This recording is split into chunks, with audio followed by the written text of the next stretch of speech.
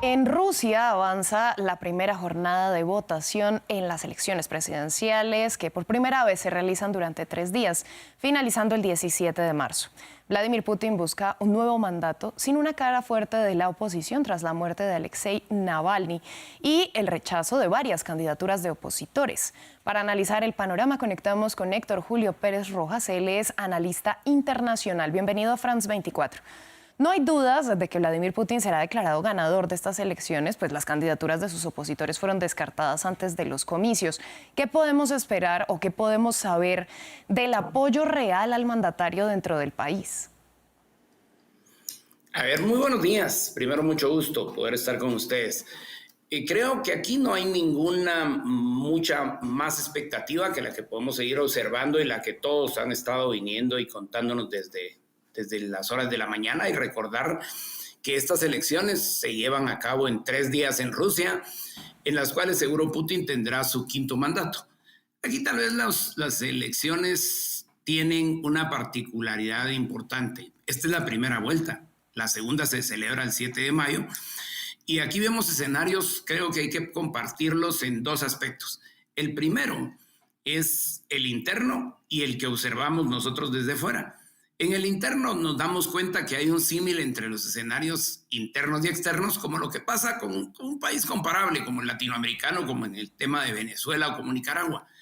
Las entrevistas que se llevan a cabo a ciudadanos rusos dentro de los territorios, inclusive los no pertenecientes al tema o los que tienen en disputa, siempre van a tener la relevancia de lo que ocurre, como en los términos venezolanos, que nos hablan de que los gobiernos son buenos, que las acciones en las que se han estado encaminando son con carácter sociales, son con carácter muy clientelares, pero que de alguna manera plantea 2 expectativas. No es lo mismo que vemos desde el ámbito internacional.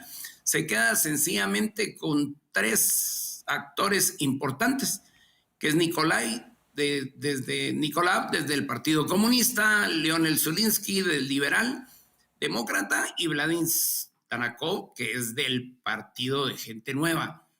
Ambos, o los 3 en ese conjunto, ya habiendo salido el otro señor al que aduce inclusive participación del mismo Putin dentro del tema de su muerte, lo que nos plantean es que tienen un escenario muy cómodo, muy acomodado. Quien más allá genera expectativas de los candidatos, que es el señor Tabakov, plantea que no puede llegar ni siquiera a un 7% dentro de la expectativa de lo que se genera, y eso es una imagen de lo que ocurre en los modos totalitaristas como el que tiene Rusia, y en el que volverán a haber elecciones masivas y contundentes a favor del señor Putin, y que en un retórico tema de las acciones represivas que ha manifestado, en las cuales los candidatos, cada vez que son expuestos de la manera en la que están, participan a quienes dejan, porque en el resto, al igual que en otros países del mundo, lo vemos en Nicaragua, lo vemos en Venezuela, sencillamente son quitados del escenario para quedarnos con una posición moscovana. Además, los ámbitos periféricos, lo que está pasando con Ucrania, el término de la intervención y el enfrentamiento contra OTAN por el término finlandés.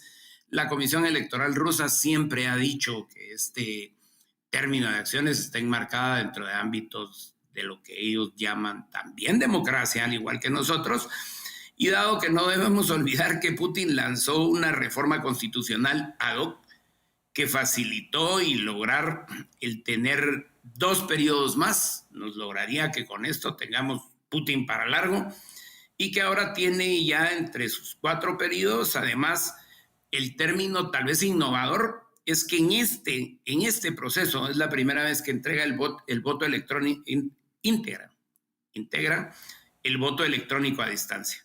Entonces, y esa es una de las partes importantes, que sí es importante para Guatemala, sí, al grado en el que el Congreso de la República nuestra envió a uno de nuestros diputados, Víctor Hugo Cifuentes se llama, como observador a las elecciones en Rusia.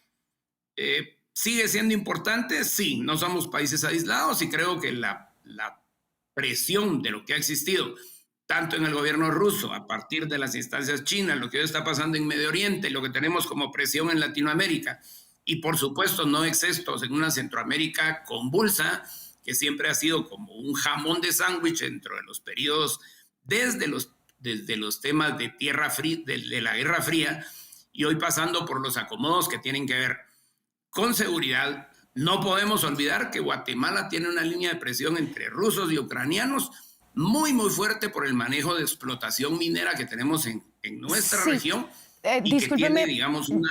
yo le pregunto justamente con esto que usted está mencionando de Ucrania, porque por primera vez están votando territorios ocupados en 2022, que son Zaporilla, Lugansk, Donetsk y Gerson. ¿Qué podemos esperar de los resultados en estas regiones? Creo que ahí lo que vamos a ver es, primero, otro término apabullante. Aún y cuando la guerra nos dice que lo que tenemos es una línea de presión entre un país al cual Occidente ha estado brindándole toda línea del apoyo, ahora inclusive con algunos apoyos de países europeos y la integración de algunos otros, como el tema de Israel y algunas otras potencias de las que han estado tratando de manejar esos temas, tenemos que tener mucho ojo con lo que ocurra en esos resultados.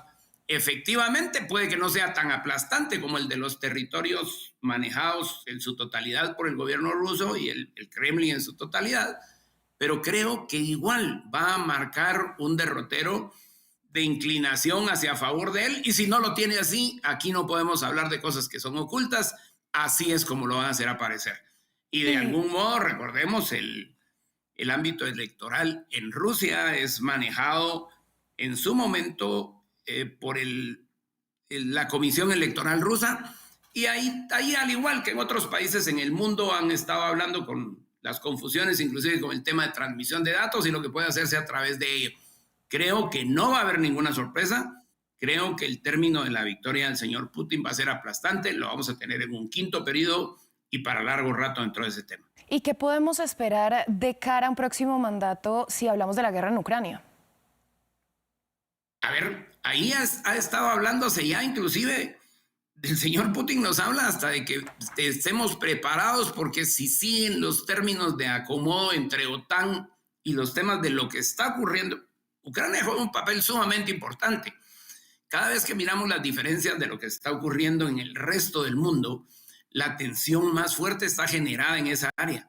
Él, inclusive haciendo una manifestación de fuerza, ha venido y ha meneado su arsenal, que por supuesto es uno de los más poderosos del mundo, ha venido y ha meneado inclusive su arsenal nuclear a algunas de las regiones de manera amenazante. Yo no creo que eso nunca vaya a ocurrir. Esperemos en Dios que ninguno de los que habitamos este planeta volvamos a tener una idea tan descabellada como algo que pudiera acabar inclusive con nuestro mundo para llegar a eso. Pero efectivamente, lo que hay son niveles de presión que han exacerbado las condiciones en las que los manejos pueden llevarse a cabo para definir una acción interna del pueblo ruso. Y por eso lo planteaba. Nosotros lo que tenemos son dos líneas de escenarios. La que percibimos a lo interno de lo que está manejando la población rusa en un término leccionario, que es bien difícil de entender después de ahora con un quinto periodo.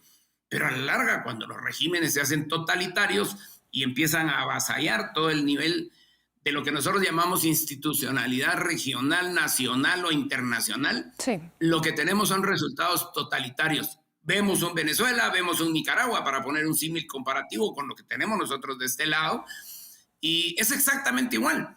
Las cosas, cuando vamos, nos damos cuenta que no son nada típicas a las que nos manejan a lo exterior, pero cuando llegan a las entidades internacionales, cuando están metidos con el tema de banca, cuando nos hablan de la economía, ninguno nos dice las cosas realmente como están pasando.